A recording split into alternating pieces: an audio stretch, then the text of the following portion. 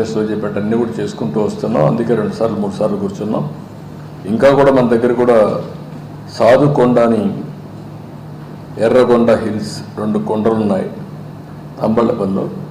అక్కడ కూడా iron ore ఉందని. ఇప్పుడు ఏదైతే గచ్చిరోలిలో మహారాష్ట్రలో అక్కడ కూడా ఈ ఐరన్ ఓర్ వచ్చిందని. ఇప్పటికి సెయిల్కి ఐరన్ ఓర్ పర్మిషన్ ఇచ్చారు కాబట్టి వాళ్ళు అది ఎక్కడికక్కడ ఎక్స్ట్రాక్ట్ చేస్తున్నారు కాబట్టి raw material very cost effective ఉంది. అలాంటి ఫెసిలిటీ RINL కూడా ఇవ్వాలి. అది ఒక ఆల్టర్నేటివ్.